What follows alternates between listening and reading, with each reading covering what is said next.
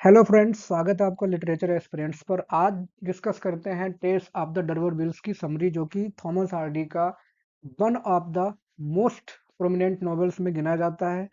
उनके कई सारे नॉवेल लोगों की जुबान पे हैं, चाहे वो far from the madding crowd हो, रिटर्न ऑफ द नेटिव हो, मेयर ऑफ कास्टलब्रिज हो। बट ये नॉवेल मास्टरपीस इसलिए कहा जाता है क्योंकि जिस तरह से जो थीम्स उन्होंने इस एक नॉवेल में बहुत सारी थीम्स को कवर किया है, जो कि आपको देखने को मिलेगी इस नॉवेल की समरी में। थीम्स में जैसे social class, free will, morality, hypocrisy, gender, paganism versus Christianity, injustice, और जो विक्टोरियन इंग्लैंड की जो सोसाइटी थी उसके बारे में बहुत अच्छे से उन्होंने एकदम ऑनेस्टली डिस्क्राइब किया है। तो काफ़ी लोगों को ये नॉवेल उसमें पसंद आया था। पब्लिश हुआ था 1891 में, यूपी पीजीटी के सिलेबस में रखा गया है, यूपी एचएससी जी, इसके अलावा यूजीसी नेट। कई सारे एग्जाम्स में बहुत सारे क्वेश्चंस बनते हैं करेक्टर्स की हैबिट को लेकर। बहुत सारे नाम हैं जगहों के, जैसे कोई इन का नाम पूछ लिया, कभी किसी जगह का नाम पूछ लिया।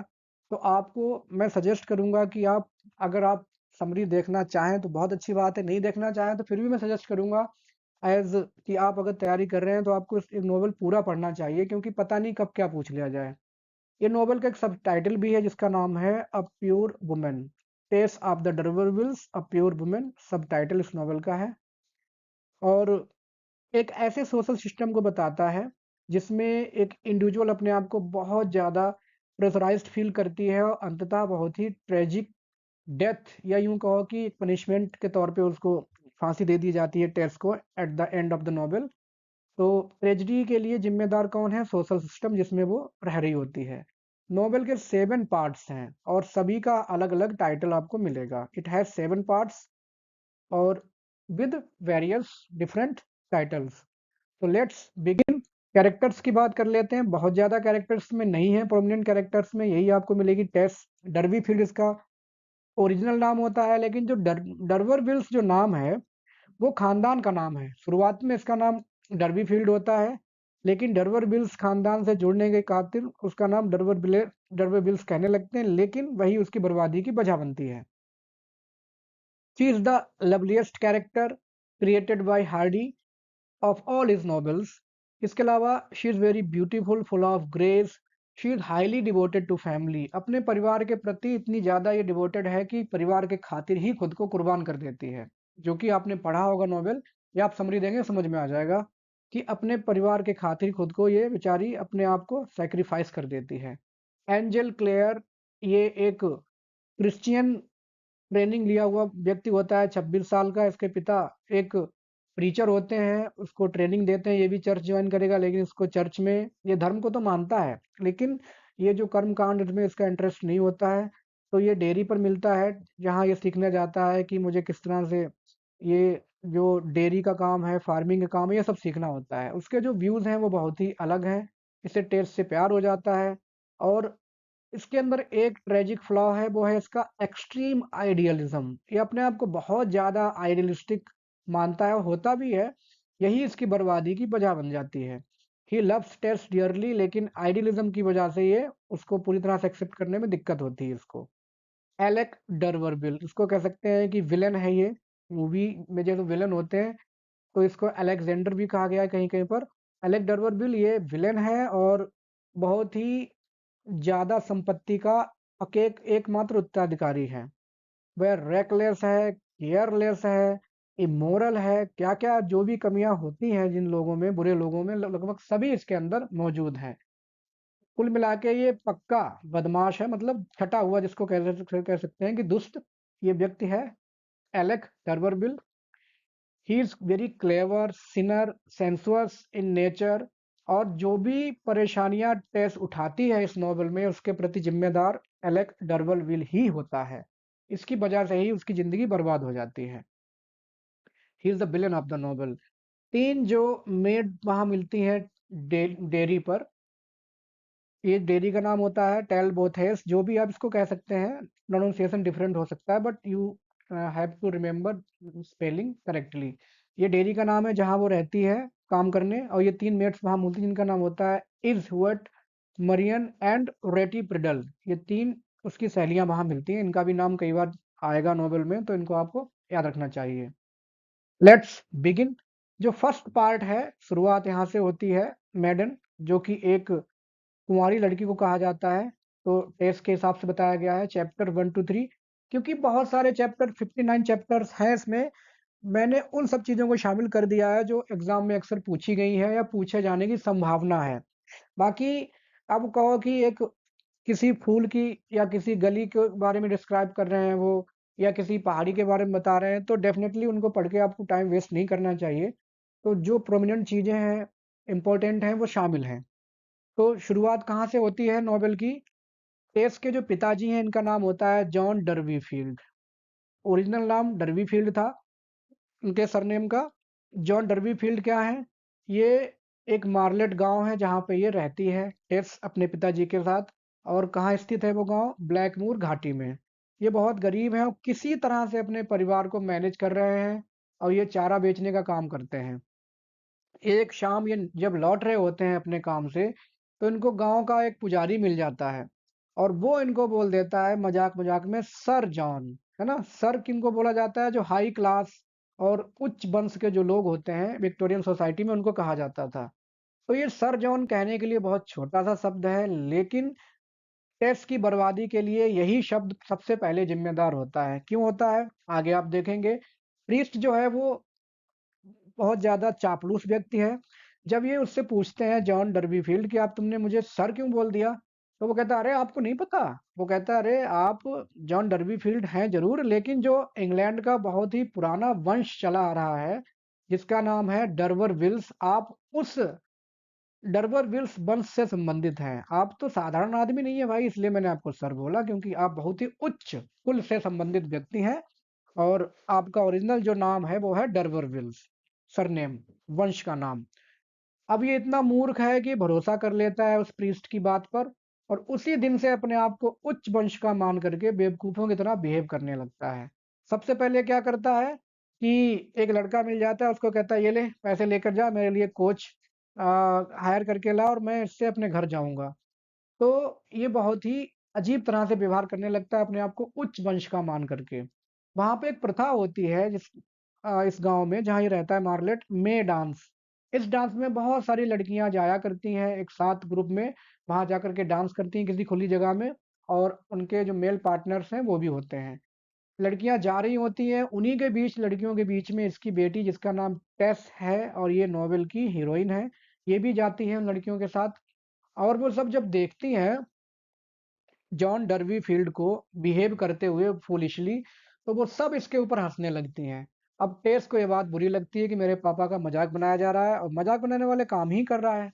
बेकार में ही डर्वी फील्ड बन के रहता, सब सही था। जैसे ही डर्वर विल्स बनने की सोचने लगता है, तो बर्बादी की वजह यही बनती जाती है। अपनी बेवकूफ़ी में लोगों के लिए वो हँसी का पात्र बन जाता है। लड़कियाँ वहाँ पहुँच कर के डांस करने लगती हैं। डांस करते वक़्त वहाँ पर 2-3 लड़के आते हैं एक साथ, 3 भाई होते हैं जो।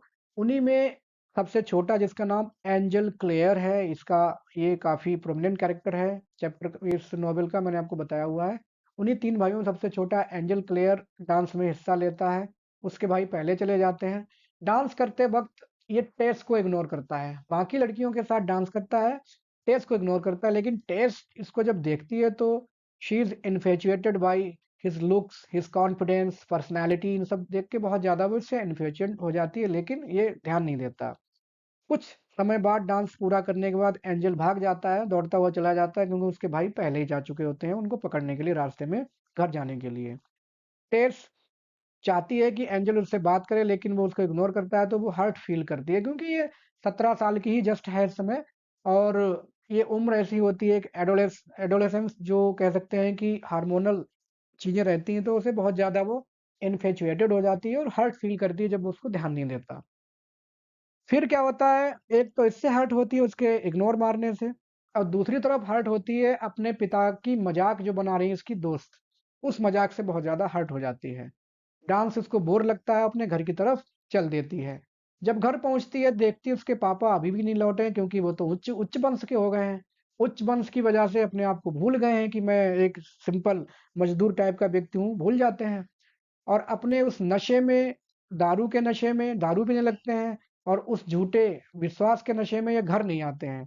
इनकी माँ, इन्हें भी पता चल जाता है कि प्रीस्ट ने क्या कहा है कि हम बहुत उच्च वंश के व्यक्ति हैं, हम तो बेकार में यहाँ रह रहे हैं ऐसे।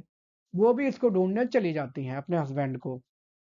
टेस दुखी हो जाती है काफी देर, जब वो नहीं आते हैं तो वो भी अपने छोटे छोटे भाइयों को अपने घर में बंद करके ताला लगा के अपने मम्मी पापा को ढूंढने निकल जाती है। कहाँ पहुंचती है ढूंढते हुए? ये एक इन का नाम है रोलिवर्स इन। रोलिवर्स इन में इसके पिताजी होते हैं, और ये इन जो है बदनाम है किस बात के लिए? चीप वाइन यहाँ पर मिलती है और कस्टमर्स भी चीप क्वालिटी के होते हैं। ये शी कौन है? माँ है इसकी, जो कि जॉन डर्बी फील्ड को प्राप्त ढूंढ लेती है कहाँ? उस रोलिवर्स इन में, और उसको अपना प्लान बताने लगती है। प्लान क्या है? वो कहती है कि क्योंकि हम डर्वरविल्स परिवार से हैं, वंश से हैं, तो हमारी बेटी टेस वहां चली जाए। टैंट्रिज में रहता है परिवार, कहाँ रहता है? टैंट्रिज।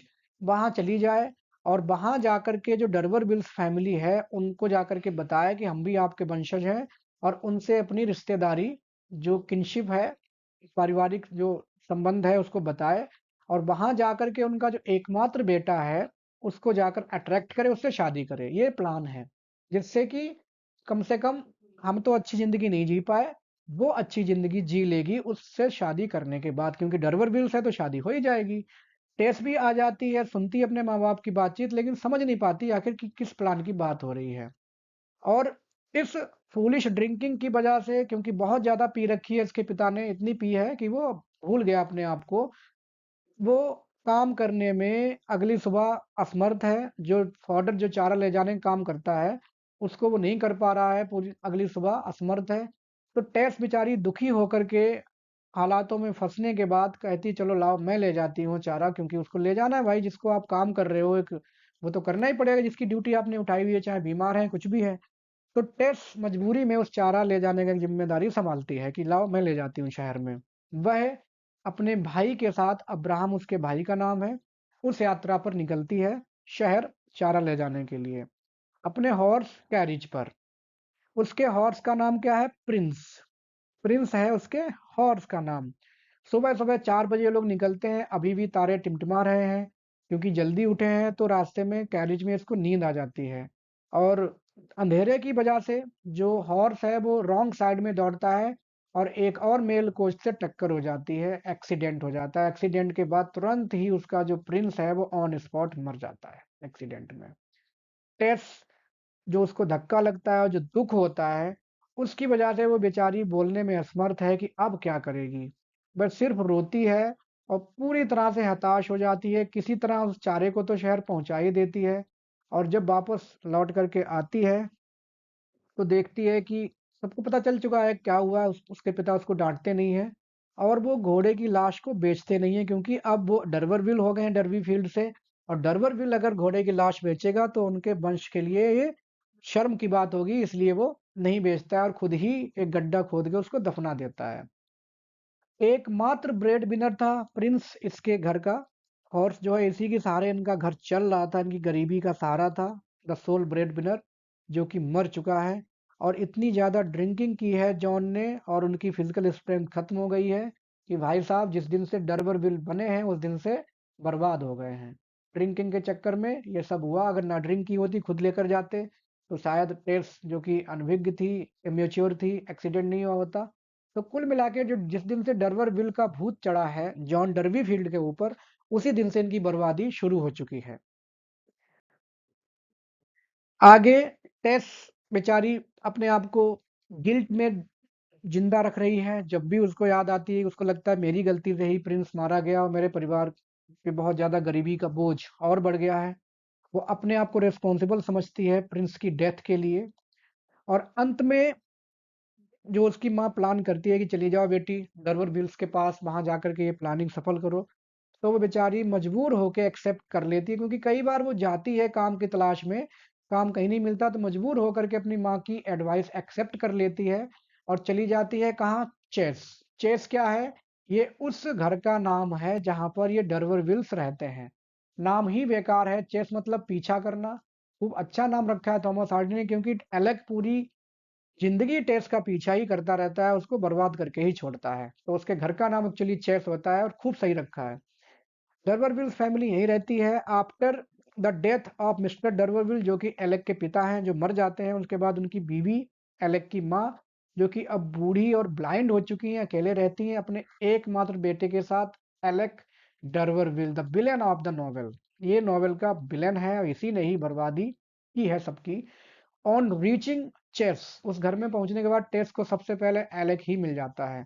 अब जैसे ही वो टेस को देखता है एलेक, वो पगला जाता है कि यह इतनी सुंदर लड़की पहली बार अचानक से आ गई है मेरे घर पे चल के। सोचो कहीं ये जाता था कभी घूमने गांव में, लड़कियां इसकी सबसे बड़ी कमजोरी है, और खुद ही चल के आ गई है। तो उसको वो गार्डन में ले जाता है, गार्डन में ले जाके उसको बहुत सारे गिफ्ट फूल वूल देता है और बहुत सारी बातें करता है, उसको तुरंत मतलब बहुत ज्यादा सेड्यूस करने की कोशिश करने लगता है। टेस जो कि बहुत इनोसेंट है, पहली बार निकली है घर से बाहर, अभी तक उसको दुनियादारी की पहचान नहीं है। वो उसका जो उद्देश्य है समझ नहीं पाती है कि एलेक का ऐसा बिहेवियर क्यों है। लेकिन फिर भी जो उसका इंट्यूशन अंतरात्मा से कहीं न कहीं उसके मन में, टेस के मन में इसके लिए एक नफ़रत भर जाती है कि ये कैसा मतलब तुच्चा टाइप का इंसान है, ऐसा बिहेव कर रहा है, तो नफ़रत उसके मन में जन्म ले लेती है। टेस घर लौटती है दुखी होकर के, सब लोग खुश हैं उसके भाई-बहन, मम्मी-पापा कि चलो कम से कम ये आ गई वापस को। और टेस जो कि एलेक का बिहेवियर देख चुकी है, उसको बहुत बुरा लगता है। टेस मम्मी उसकी सोचती है कि टेस ने एलेक का दिल जीत लिया है और बहुत जल्दी दोनों की शादी हो जाएगी, लेकिन टेस चुपचाप रहती है। एक पत्र आता है, एलेक की माँ का जो बूढ़ी और अंधी है, भले कैसी भी हो लेकिन पत्र लिखना जानती हैं। भेज दिया पत्र लिख करके, टेस से कहा कि बेटी जॉब एक्सेप्ट करनी है कि नहीं करनी है? काम की तलाश में जो तुम आई हो हमारे पास कभी, क्या वो काम करना है कि नहीं करना है? टेस सोचती है कि ठीक है मैं कोशिश करती हूँ, तो वो अपने आस-पास पहले जॉब की तलाश करती है। डेली बेचारी सुबह जाती है, शाम को आती है, लेकिन उसको कोई काम नहीं मिलता। और उधर इकोनॉमिकली बहुत ज़्यादा दिक्कतें होती जा रही हैं इनके परिवार में। बहुत दुखी होकर के अपने भाइयों को देखती है, भाई-बहन की आँखों को देखती है, तो उनकी भाई-बहन की आँखों में बहुत ज़्यादा गम और हताशा है। और वो जो लुक है उसकी आँखों का अपने भाई-बहन की, वो उसको बहुत डिस्टर्ब करता है। उसके पिता काम करने में असमर्थ हैं और वो अभी भी अपने आप को रिस्पॉन्सिबल मान ही रही है कि मैंने ही इनकी रोजी-रोटी छीन ली, अगर मैं ना ले जाती उस दिन हॉर्स कैरिज तो प्रिंस नहीं मरता। बहुत कोशिश करती है उन सिचुएशंस में अपने आप को ठीक करने की, लेकिन कुछ भी उसके हिसाब से होता नहीं है। अंत में एलेक डर्वरविल्स खुद ही आ जाता है, कहता है कि उसके आकर के पूछता है टेक्स के डिसीजन के बारे में कि whether you are ready to accept the job और नॉट, क्या तुम जॉब करोगी हमारे घर या नहीं करोगी? वो बहुत ज़्यादा ईगर है। क्यों ईगर है? क्योंकि उसकी जो लस्टफुल डिज़ायर्स हैं, वो इसी वजह ऐसे ही पूरी हो पाएँगी ना जब वो काम करने लगेगी, उसके घर पे जॉब करने लगेगी। अंततः बेचारी मजबूर होके अपने भाइयों की, अपने परिवार की दिक्कतों को देखते हुए वो उस ऑफ़र को एक्सेप्ट कर लेती कि ठीक है, मैं आती हूँ। तैयारी शुरू हो जाती है अगले दिन सुबह कि जाऊँगी मैं। अब ये भी बोल देती है अपनी माँ को कि मैं शादी करने नहीं जा रही हूँ, मैं तो बस काम करने जा रही हूँ। पैकिंग कर लेती है, पैकिंग करने के बाद एक पुरानी ड्रेस पहनती है, उसकी माँ कहती है, "नहीं-नहीं अच्छी ड्रेस पहनो, तुम अट्रैक्टिव लगनी चाहिए और तुम जो भी तुम्हें देखे अट्रैक्ट हो जाए तुम्हारी तरफ, ऐसी तुम लगनी चाहिए।" तो सारी पैकिंग करने के बाद सारे फैमिली मेंबर्स उसको छोड़ने चल देते हैं, पहाड़ी की तरफ, जहाँ पर पहाड़ जो कार्ट है, इंतज़ार कर रही है उसका। जिससे पहले कि टेस वहाँ पहुँचे, एक और दूसरी कार्ट आती है बगल से हॉर्स कैरिज, और एक व्यक्ति जो कि व्हाइट शर्ट पहने हुए है, टेस को ज़बरदस्ती अपने कैरिज में ड्रैग करके बिठा लेता है। वो लोग जानते होते हैं पहले से ही ये कौन है, तो वो कौन है? एलेक डर्वरविल। ये आकर के टेस का हाथ पकड़ के ज़बरदस्ती खींच के कैरिज में बिठा लेता है। टेस की माँ डर जाती है कि ऐसा क्यों कर रहा है? और उसको ये भी डर लगता है कि कहीं ऐसा ना हो कि जो टेस का जो मेइडनहुड है उसको वो वायलेट कर दे शादी से पहले ही, ये कहीं मतलब कहीं इमोरल एक्ट ना कर बैठे। लेकिन फिर भी वो चाहती है कि अगर ऐसा हो भी जाएगा तब भी हम शादी अपनी बेटी की एलेक्स से कर ही देंगे, क्योंकि इनके पास कोई ऑप्शन नहीं है और कुछ करने का। वो फिर भी एक झूठी तसल्ली अपने आप को दिलाती है कि एलेक ऐसा नहीं करेगा। ऐसा वो सोच लेती है कि एलेक ऐसा शायद ना करे, और अपने आप को झूठी तसल्ली दे देती है। एलेक बहुत ही तेज, बड़ी जल्दी में है, क्योंकि उसको सब्र नहीं है। टेस के मन में संदेह हो जाता है कि ये इतनी तेज इस कैरिज को क्यों भगा रहा है। टेस ने इससे पहले कभी इतनी तेज हॉर्स कैरिज पे बैठी नहीं थी, तो उसको बहुत डर लग रहा है। वो बेचारी बहुत ज़्यादा हवा के झोंके और जो हिलता हुआ कैरिज उसको बहुत ज़्यादा उसके मन में डर पैदा कर रहा है। वो रिक्वेस्ट करती है टेन उससे एलेक्स से कि तुम धीरे चलाओ, लेकिन वो नहीं सुनता है क्योंकि वो नंबर 1 बदमाश है। लास्ट में बेचारी डर जाती है क्योंकि बीइंग अ वुमन और अभी कम उम्र की है, जानती नहीं है। तो दुखी होकर के किसी तरह से अपने आप को गिरने से बचाने के लिए वो एलेक की कमर को पकड़ लेती है। और एलेक यही चाहता था कि वो उसको पकड़े। जैसे ही टेस उसको पकड़ लेती है कमर से, वो कोच को धीमा कर देता है। Alec feels uncontrollable before young girls. Woman is his greatest weakness. ये उसकी सबसे बड़ी कमजोरी है क्योंकि वो पहली छठी मतलब कह सकते हैं कि छटा हुआ बदमाश है, फर्स्ट क्वालिटी रोग। वो अपने तुरंत इमेजिनेशन करने लगता है कि मैं क्या क्या करने वाला हूँ टेस के साथ। टेस जो कि ड्रेस पहने हुए थी, उसकी माँ ने उसको पहनाई थी, वो ड्रेस उसको बहुत ज्यादा एंटाइस कर रही है, एलेक को बहुत ज्यादा अपनी तरफ आकर्षित कर रही है, ऐसा लग रहा है। ड्रेस जो है वो इतनी ज़्यादा प्रॉपरली कवर नहीं कर रही है टेस की बॉडी को। Alec is excited very much, उसको लग रहा है कि अभी यहीं ही मैं जो भी उसकी बुरी भावनाएं हैं उनको तुरंत यहीं पर पूरा करने की सोचने लगता है। He is unable to control his feelings on the way. फिर से एक जो स्लोप आता है पहाड़ी का ढाल, वहां पर फिर से वही ट्रिक अपनाता है। घोड़ी को जो चाबुक मारता है वो फिर से तेज दौड़ने लगती है। और फिर से कोच की स्पीड इतनी ज़्यादा डरावनी हो जाती है कि बेचारी टेस डर जाती है। और वो कोशिश करती है कि इसके एडवांसेस को पहले बचाए, अवॉइड करे, लेकिन जब बहुत ज़्यादा र्यूनल स्पीड है कोच की और उसको मौत अपने सामने दिखने लगती है टेस को, तो बेचारी फिर से हार मान करके एलेक की कमर फिर से पकड़ लेती है। और मौके का फ़ायदा उठा के एलेक तुरंत उसको किस कर लेता है। किस करने जैसे ही करता है, टेस तुरंत अपने गालों को पोंछ लेती है अपने रूमाल से। उसको ये बिल्कुल पसंद नहीं आता उसका ये फूहड़पन, लेकिन उसके पास कोई ऑप्शन भी नहीं रहता। अगले स्लोप पर फिर से सेम ट्रिक अप्लाई करता है और इस बार टेस किसी तरह उतर जाती है उसके कैरियर से और बहुत रिक्वेस्ट करता है एलेक कि बैठ जाओ, मैं नहीं करूंगा कोई बदमाशी। लेकिन टेस मना कर देती है कि मैं नहीं बैठूंगी, चाहे तुम कुछ भी कर लो। एलेक जो कि बिगड़ा हुआ पहले से ही है, उसको गुस्सा आ जाता है। तो उसको वो कुचलने की कोशिश करता है अपने जो हॉर्स कैरिज और झाड़ी दोनों के बीच में दौड़ा देता है उसके ऊपर हॉर्स कैरिज। टेस किसी तरह बच जाती है और बहुत बेचारी डीपली हर्ट हो जाती है उसके इस क्रूअल बिहेवियर से, रोने लगती है। और अब कोई ऑप्शन नहीं है उसके पास क्योंकि उसको अपने भाई-बहन, मम्मी-पापा की गरीबी दिख रही होती है। तो वो वापस जाना नहीं चाहती, वो कहती कोई बात नहीं, मैं कुछ भी करके अपना काम करूँगी ही यहाँ पर। दूसरी तरफ उसे एलेक की जो सिनफुल स्कीम्स हैं, उनसे अपना बचाव भी करना है। एलेक उससे प्रॉमिस करता है कि चलो मैं अच्छा रहूँगा, मेरा भरोसा करो, लेकिन टेस का भरोसा नहीं करती है। पोल्ट्री फार्म में उसकी नौकरी लगती है, जो कि सिचुएटेड होता है एक छोटे से बगीचे के अंदर। चारों तरफ उसके फेंसिंग होती है। इसको देख कर के टेस को लगता है कि शायद मैं यहाँ पर सुरक्षित रहूँगी एलेक्स से। वो इतनी मासूम है, उसको लगता है कि चार दीवारी ही उसकी रक्षा कर लेंगी एलेक्स से, लेकिन ऐसा नहीं है। वो वहाँ पर थोड़ा सेफ महसूस करती ज़रूर है। उधर एलेक की माँ जो कि बूढ़ी और ब्लाइंड है, उन्हें चिड़ियों से बहुत प्यार है। वो कहती हैं कि टेस से कि तुम 2 चिड़िया रोज़ मेरे पास ले आया करो, जिससे कि मैं उनके साथ थोड़ा खेल लूँ और अपना अकेलापन उनसे थोड़ा दूर हो जाएगा। लेकिन उनको तुम पहले सीटी बजा करके चिड़ियों का मूड अच्छा करो, जिससे कि मेरे तभी खेलेंगी, नहीं तो वो चिल्लाती रहेंगी तो क्या फ़ायदा। टेस नहीं जानती है कि कैसे सीटी बजाई जाए। यहाँ पे थोड़ी स्पेलिंग मिस्टेक है, टेस्ट लिख गया है टेस्ट की जगह पर। जहाँ कहीं भी टेस्ट लिखा हो समझ लेना आप टेस्ट ही होगा, क्योंकि बहुत कुछ टाइपिंग मिस्टेक्स हो जाती है, we are all human beings. तो इस तरह से वो नहीं जानती कि सीटी कैसे बजाई जाए। एलेक जो है आ जाता है उस दीवार से कूद करके, वो कहता है चलो मैं हेल्प कर देता हूँ। टेस कहती नहीं है, लेकिन वो खुद ही आ जाता है कि मैं हेल्प कर देता हूँ तुम्हारी। और 2-3 दिन में वो पूरी तरह से सीटी बजाना बजाना सीख जाती है एलेक की मदद से। एलेक अब बहुत अच्छे ढंग से बात करने लगा है। अपना जो खोया हुआ भरोसा है उसको जीतने की कोशिश कर रहा है टेस की नज़रों में। वो बहुत एक्चुअली होशियार है। और टेस धीरे-धीरे भूल जाती है उसके उस दुर्व्यवहार को जो उसने उसके साथ रास्ते में किया था, उसको माफ़ कर देती है। क्योंकि ये पहली गलती थी उसकी नज़र में। वह उससे प्यार तो नहीं करती, लेकिन चलो कोई नहीं, क्योंकि अकेली रह रही है तो एक कंपेनियन के तौर पे उसको एक्सेप्ट कर लेती है कि चलो दोनों आपस में बातचीत करने लगते हैं। अब अकेली है, कोई नहीं है।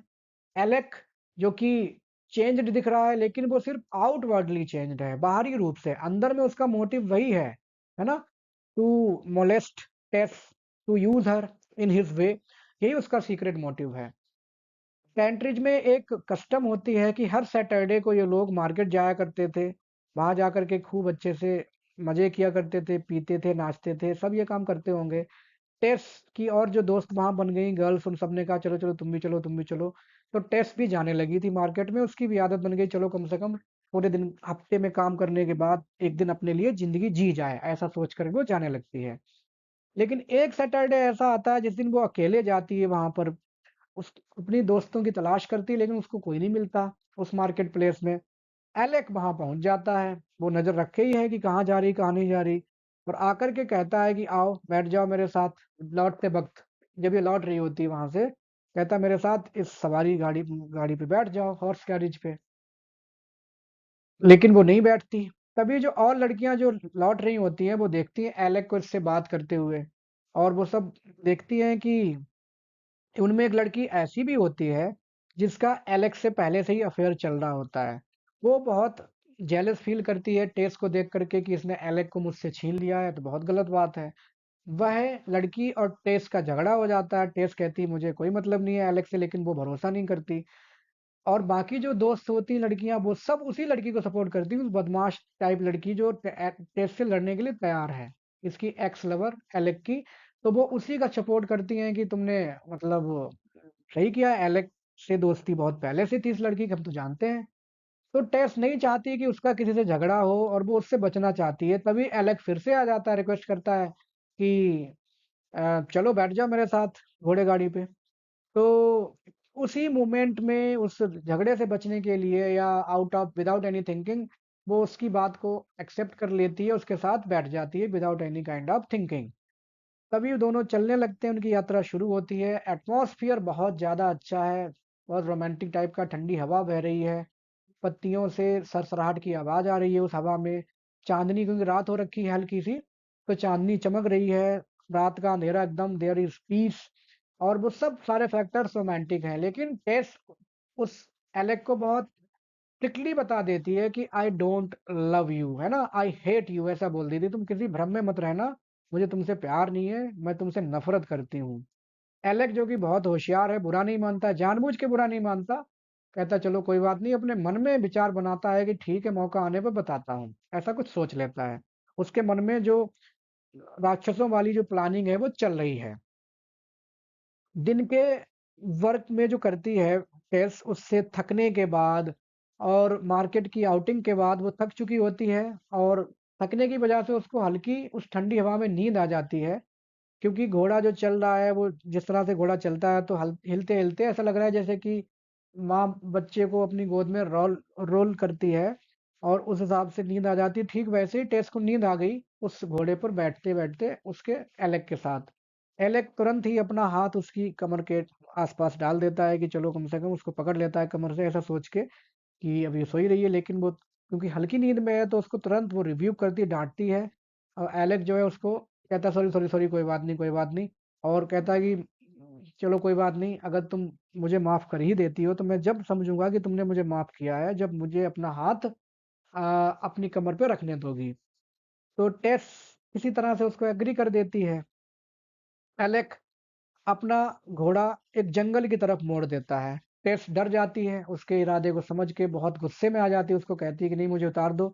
एलेक कहता है नहीं नहीं डरो नहीं, क्योंकि मैंने आज ही तुम्हारे पिताजी के लिए एक नया घोड़ा पहुंचवाया है, और प्रिंस की जगह पे अब वो काम किया करेगा, और तुम्हारे भाई बहनों के लिए मैंने खिलौने भिजवाए हैं। तो तुम टेंशन नहीं लो, चलो देखते हैं वो लोग पहुंचे कहाँ हैं। वो अभी मार्केट में मिले थे, और मैंने इतना सामान देकर उनको भेजा है, तो चलो देखते हैं कहाँ पहुंचे हैं। और वो इस तरह से चल देता है जंगल में। जंगल में जाकर के अपने घोड़े को एक पेड़ से बांध देता है, टेस के शरीर को अपने ओवरकोट से ढक देता है, और जानबूझ के चला जाता है ढूंढने कि वो लोग कहाँ पहुंचे। अब चाहता तो घोड़े से भी चला जाता, लेकिन वो जानबूझ के चालाकी कर रहा है। काफी देर बाद वो जानबूझ के काफी देर बाद आता है, और जब आता है तो देखता है कि टेस जो कि बेचारी इंतजार कर करके थक के सो गई है, और बहुत ज्यादा गहरी नींद में सोई हुई है। घोड़ा बगल में ही चल रहा है। वो देखता है कि टेस सोते हुए जब उसे सांसें आ रही हैं, उसके आंसू उसकी आंखों में सूख चुके हैं। सोते हुए जो सांसें चल रही हैं उससे उसकी जो ब्रेस्ट है वो ही मतलब जाहिर सी बात है, कोई भी सांस लेगा तो अपना जो ब्रेस्ट है या चेस्ट थोड़ा सा सीना अपना मतलब एक्टिविटी रहती है, फूलता ही है। तो इस तरह से वो उसको देख करके ही मतलब ही लूजेस हिज कंट्रोल, और उसकी अनकॉन्शियस बॉडी को देख करके उसके अंदर एक पैशन या आग जैसी जलने लगती है एलेक के अंदर। और जो डेविल उसके अंदर छिपा हुआ था, एक राक्षस अभी से ही, वो जागृत होता है और उसी मौके का फायदा उठा करके ही रेप्स टेस ही रेप्स टेस। और बेचारी टेस कुछ नहीं कर पाती है। वो एक तरह से मान के चलो उसका शिकार बन जाती है, उस रेप का। जो सेकेंड पार्ट है इसका नाम है मेडन नो मोर, क्योंकि now she was rape by Alec, Alec के द्वारा शी वॉज रेप्ड, तो she is no more maiden. After that rape accident Tess बहुत ज़्यादा अपने आप को टूटा महसूस करती है। और दूसरी तरफ एलेक का सपना है कि वो उसको अपनी मिस्ट्रेस बना के रखे, शादी वादी करने का विचार नहीं है, बस ऐसे ही। तो वो कहती है, अपने आप को उससे बचाना चाहती है, क्योंकि एक बार ऐसा हो गया दोबारा वो फिर से ऐसा करना चाहेगा। तो बेचारी अपने घर चल देती है। एलेक उसके पीछे भागता है कि कहाँ जा रही हो, बहुत सारे प्रॉमिस करता है कि मैं तुम्हें, तुम्हारे परिवार, तुम्हारे भाई बहन सबका ध्यान रखूंगा, ऐसा ऐसा मत करो। लेकिन केस उसको बता देती है कि मुझे नफरत तो तुमसे पहले से ही थी, अब और ज्यादा हो गई है, क्योंकि तुमने कोई भी ऐसा काम किया ही नहीं है। और उसके सारे ऑफर रिजेक्ट करके वो चली जाती है। वो ये भी कह देती है कि तुमसे मैं शादी भी नहीं कर सकती, अब तुम चाहो भी तब भी मैं तुमसे शादी नहीं कर सकती, क्योंकि जो नफरत है मेरे मन में तुम्हारे लिए वो बहुत गहराई तक पहुंच चुकी है, and I can't marry you. Tess अपने घर पहुंचती है, उसकी माँ गुस्सा हो जाती है, क्यों आ गई फिर से काम छोड़ के, वो नहीं जानती। टेस उसको पूरी बात बताती है कि कहीं ना कहीं आप ही रेस्पॉन्सिबल हो मेरी बर्बादी के लिए। तो जब ये बात वो सुन लेती है, और ये भी कहती है कि आपको मुझे बताना चाहिए था कि जो मेल लोग हैं उनकी कंपनी में कितना खतरा है, तुमने मुझे नहीं बताया। इस सच्चाई को जानने के बाद टेस की हालात वो उसकी माँ समझ जाती है, और दोनों रोने लगती हैं, दोनों एक दूसरे को आंसुओं से भिगाती हैं। तो कुल मिला के कहीं न कहीं उसकी माँ का जो लालच था, वो टेस की बर्बादी में ज़िम्मेदार है। अगर वो ना ज़िद करती कि वहीं जाओ, वहीं जाओ, दूसरी तरफ ये मजबूर भी हैं। हालात ऐसे बनते गए हैं, जॉन डर्बीफील्ड की वो ड्रिंकिंग और वो झूठा भरोसा, उसकी वजह से शुरुआत होकर के सर जॉन वाला जो शब्द था, वहाँ से शुरुआत होकर के चीज़ें कहाँ से कहाँ पहुँच गईं। टेस अपने घर में उस पश्चाताप के साथ रहने लगती है कि उसके साथ क्या हुआ है। और उसकी सहेलियाँ आती हैं, उससे बात करती हैं, उनके साथ कुछ दिनों के लिए अपने दुःख भूल जाती है, लेकिन कुछ समय बाद उसको कुछ एहसास होने लगता है कि उसके शरीर में बदलाव आ रहा है, क्योंकि वो प्रेग्नेंट हो गई थी। शी इज़ प्रेग्नेंट, तो शरीर में उसके बदलाव आ गया है। और it was the result of the rape, और ये उस रेप का ही नतीजा था। अब वो और ज़्यादा उसको गिल्टी महसूस होने लगा, और ज़्यादा पश्चाताप हो रहा है, क्योंकि उसने लोगों की नज़र में जो सोशल सिस्टम है, जो थीम है इस नॉवेल की, या जो नैतिक नियम है, वो तोड़ दिए हैं, ऐसा उसको लगता है। कुछ समय बाद एक बेटे का जन्म होता है उसको, और फिर से हालातों से मजबूर होकर के इकोनॉमिक डिमांड्स के आगे झुकने के बाद वो बेचारी अपने खेतों में काम करने लगती है उस बेटे को जन्म देने के बाद। कुछ दिनों बाद उसका बेटा सीरियसली इल हो जाता है। टेस बहुत दुखी हो जाती है, क्योंकि अगर उसके बेटे की डेथ हो गई या कुछ हो गया, क्योंकि बहुत बीमार होता है, तो उसको लगता है कि उसका जो एक बैप्टिज्म जो क्रिश्चियनिटी में होता है वो नहीं हो पाया है, नामकरण संस्कार जिसको बोलते हैं। तो उससे क्या होगा कि लोगों की नज़र में क्रिश्चियनिटी में प्रिंसिपल है कि जो अनबैप्टाइज्ड लोग हैं वो कहाँ जाते हैं, हेल। वो हेवन नहीं जाते, स्वर्ग नहीं मिलता उनको। तो बेचारी खुद ही लोक लाज की भय से अपने भाई बहन, अपने माँ बाप की मदद से खुद ही जो बैप्टाइज का प्रोग्राम है उसको करती है, और अपने बेटे को नाम रख देती है सौरव। क्या नाम देती है, सौरव, क्योंकि वास्तव में सौरव ही है। ये क्वेश्चन यूजीसी नेट में आया हुआ था कि टेस्ट के बेटे का क्या नाम है, तो सौरव नाम रखती है। ये आपको भी याद रखना है, may be it may be repeated somewhere in the exams. तो कुछ समय बाद सौरव की डेथ हो जाती है। टेस उससे बहुत प्यार करती थी, कि भले ही ये एक तरह से नाजायज भले ही कहा जाए, लेकिन है तो कहीं न कहीं उसके शरीर का हिस्सा। और वो बहुत दुखी होती है, उसको दफना देती है। जहाँ अनबैप्टाइज्ड लोग दफनाए जाते हैं उस कॉर्नर में। 2.5 साल बीत गए और उसके परिवार की जो गरीबी है दूर ही नहीं हुई है। उनके शरीर भूखों में अपना मांस खोते जा रहे हैं, उनकी हड्डियां दिखने लगी हैं। टेस के भाई बहनों की, माँ बाप की, उन इतने कमजोर हो गए, उनके शरीर की हड्डियां दिखनी शुरू हो गई हैं। अब वहां पर गंभीर समस्या है कि कोई रोजगार मिले जिससे कि वो जीवित रह सकें। टेस बेचारी अपना पास्ट किसी तरह से भूल गई है और अब अपनी सिचुएशन पे आश्चर्य व्यक्त करती है कि उसके साथ ऐसा क्यों हो गया। बेचारी गुमसुम रहती है और क्या करे, ऐसा कुछ सोचती है। फिर क्या होता है कि उसको एक ऑफर मिलता है कि एक डेयरी है जिसका नाम है टालबोथेस डेयरी, जहाँ उसको काम मिल सकता है मिल्क मेड के तौर पे, जहाँ वो चली जाती है अंडर द सर्कमस्टेंसेस, उस जॉब को एक्सेप्ट कर लेती है। अब थर्ड पार्ट है द रैली। आफ्टर 2.5 years, 2.5 साल बाद वो अपने घर से निकलने में सफल हुई है, अपने पैरों पे खड़ी हुई है। वहां जब पहुंचती है उस डेयरी पर तो वहां के मालिक हैं मिस्टर रिचार्ड क्रिक। ये बहुत अच्छे इंसान हैं, उसको बहुत टेस को वार्मली वेलकम करते हैं और उसको मिल्क मेड का काम दे देते हैं। टेस जाते ही वहां अपना काम शुरू कर देती है क्योंकि वो आराम करना नहीं चाहती और वो चाहती है अपनी इमेज अच्छी बनी रहे उसकी वहां पर। बहुत सारे वर्कर्स हैं वहाँ, कुछ जो है दूध दूह रहे हैं गायों का, कुछ गपशप कर रहे हैं, कुछ अपनी और बातें कर रहे हैं। अचानक से टेस को एक व्यक्ति की आवाज सुनाई देती है जिसको वहां वो लोग सर बोलते हैं। जो वर्कर्स हैं डेयरी पर काम करने वाले, उस व्यक्ति को सर बोलते हैं। वो उस व्यक्ति की तरफ देखती है, उसको लगता है कि मैंने इसको कहीं पहले देखा हुआ है, ऐसा एहसास होता है। क्योंकि अब वो व्यक्ति थोड़ा और बड़ा हो गया है और दाढ़ी रखने लगा है थोड़ी सी, तो वो चेंज जैसा दिख रहा है। वो व्यक्ति कौन होता है? Angel Clare. ये वही एंजल क्लेयर है जो मे डे डांस के एक्टिविटी में टेस को इग्नोर करके चला जाता था। टेस के साथ डांस नहीं करता, सबके साथ करता है। ये वही एंजल क्लेयर है जिसके दो भाई प्रीस्ट हैं, पापा प्रीस्ट हैं, और ये भी प्रीस्ट बनने की उम्मीद में था लोगों की नज़र में, लेकिन ये यहाँ आ गया है फार्मिंग सीखने, डेयरी का काम सीखने। इसको वो कर्मकांड धार्मिक अच्छे नहीं लगते। तो वही व्यक्ति एंजल क्लेयर जो मे डांस में टेस के साथ, जिसने टेस को इग्नोर किया था, ये भी डेयरी पर मिल जाता है। एंजल क्लेयर, एंजल हम इसको बोलेंगे, उसने चर्च लाइफ एक्सेप्ट नहीं की जो कि उसके पापा चाहते थे। वो डेयरी का काम सीखने आया हुआ है। वो लंदन भी गया था कभी किसी काम की तलाश में, लेकिन वहां पर एक एल्डर वुमन ने उसको इंट्रैप कर लिया, अपने जाल में फंसा लिया और बर्बाद होने से पहले वो अब वापस यहाँ डेयरी पर भाग आया। उसको पता चल गया था कि उसकी बर्बादी की वजह हो सकती है।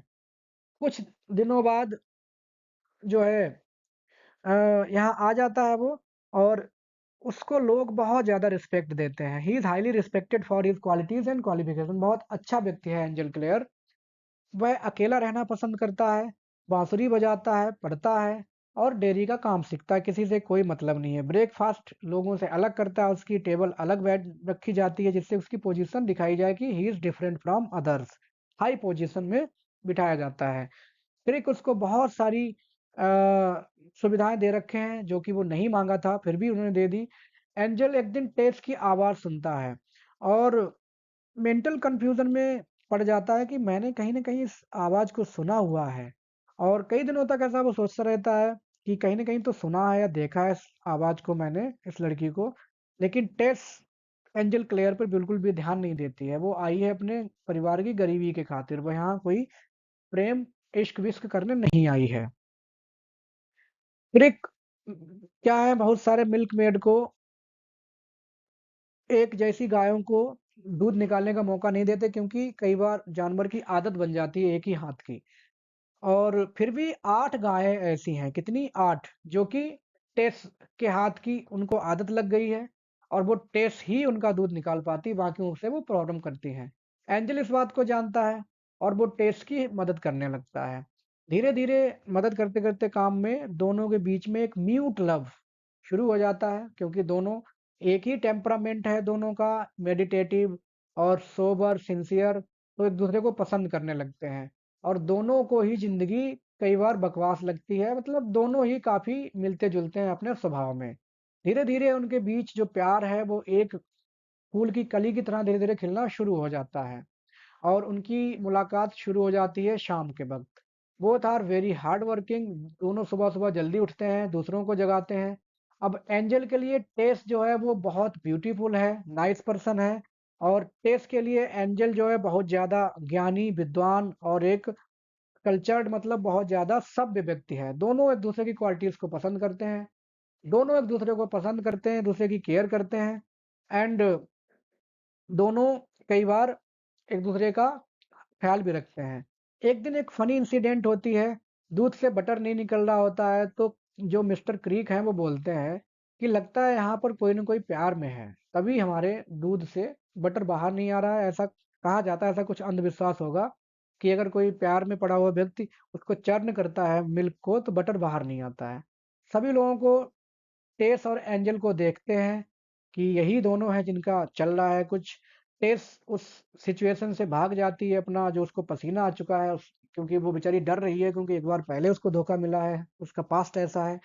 तो उस पसीने को छिपाने के लिए वो वहाँ से भाग जाती है कि लोग उसके इस कंडीशन को ना देख पाएँ। बट अच्छे से जान जाती है कि एंजल इतना अच्छा इंसान है कि वो उसकी पहुँच से बाहर है।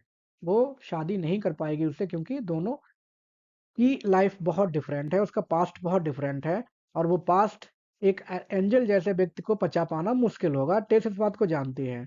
एंजल दूसरी तरफ चाहता है कि उसको एक फार्म वुमन मिले, एक ऐसी महिला मिले टेस की जैसी जिससे वो शादी करे। लेकिन जो है टेस इस कल्पना भी नहीं कर पा रही है कि वो एंजल से शादी कर पाएगी क्योंकि वो अपने पास्ट को भूल नहीं पा रही है। उसकी नज़र में एंजल वास्तव में एंजल ही है। एक दिन क्या होता है कि गार्लिक जो होता है उसको एक गाय चर लेती है, बटर से गार्लिक की स्मेल आने लगती है, शिकायत मिल जाती है मिस्टर क्रीक को, तो गार्लिक अप्रूव करने का काम हो जाता है कि घास में जो गार्लिक के पौधे हैं उनको उखाड़ दो, गाय दोबारा चरेंगी तो सबका दूध स्मेल करने लगेगा गार्लिक का। जब सारे लोग उस काम को करने के बाद थक के चले जाते हैं, तो दोनों अकेले रह जाते हैं, टेस और एंजल उस काम में और दोनों का डिस्कशन होने लगता है। डिस्कशन में एंजल चाहती है कि जो सॉरी टेस चाहती है कि एंजल का जो ध्यान है वो उसकी तरफ जाए जो 3 और महामेड हैं, मरियन, इज़ और रेटी। ये तीनों एंजल के प्यार में पागल हैं क्योंकि एंजल ने आज तक इनको भाव नहीं दिया है। टेस तो अभी पहुँची है और ये तो पहले से ही है वहाँ पे। तो वो प्यार में पागल हैं तो टेस चाहती है कि एंजल का ध्यान उनकी तरफ जाए, वो उनकी तारीफ़ करती है। तो एंजल कहता है, "हाँ, ठीक है, वो तीनों अच्छी हैं, लेकिन तुम्हारी तरह अच्छी कोई नहीं है। जितनी अच्छी तुम हो, उतना अच्छा कोई नहीं है।" टेस भी एंजल की तारीफ करती है कि आप उसका जो सेल्फ कंट्रोल है बहुत अच्छा है, दूसरों की रिस्पेक्ट करता है, दूसरों की डिग्निटी का सम्मान करता है। ये आदतें बहुत अच्छी लगती हैं टेस को एंजल के अंदर। एक दिन क्या होता है कि बारिश हो जाती है और ये तीनों मेड ये मरियन, इज और रेटी चर्च जा रही होती हैं, टेस भी इनके साथ है। रास्ते में इन्होंने अच्छे कपड़े पहने हुए हैं, पानी भरा हुआ है रास्ते में, तो इनकी ड्रेस खराब ना हो जाए इसलिए उस पानी में घुस करके नहीं जाना चाहती हैं। एंजल वहाँ पहुँच जाता है उनकी हेल्प करने और एक-एक करके तीनों को अपनी बाहों में उठा-उठा के रास्ता क्रॉस करा देता है। जब एंजल टेस का नंबर आता है तो एंजल उसको उठाना चाहता है, टेस मना कर देती है। तो एंजल कहता है कि तुम्हारी वजह से तो मैंने इतनी मेहनत की है, मैं तुम्हें उठाना चाहता था लेकिन अब उनको उठाना पड़ गया, तो अब तुम क्यों मना कर रही हो? कहीं न कहीं ये सारी मेहनत तुम्हारी वजह से है। वो उसको गोद में उठा लेता है। एंजल जब उसको गोद में उठा के चलता है, टेस अपनी आँखें बंद कर लेती है और भावनाओं में बह कर के एंजल उसको लगभग किस करने ही वाला होता है कि किसी तरह अपने आप को रोक लेता है। तीनों जो मेट्स हैं वो जेलस फ़ील करती हैं टेस को लेकर के कि लो, ये एंजल का ध्यान तो टेस की तरफ ही पूरा पहुँच गया है। लेकिन टेस उनको बता देती है कि अगर मुझे प्रपोज़ भी करेगा तो I am not going to accept any proposal because I am determined never to marry. मैं कभी शादी नहीं करूँगी, ये मैंने फ़ैसला कर रखा है तो तुम टेंशन मत लो। तीनों खुश हो जाती हैं, कोई बात नहीं।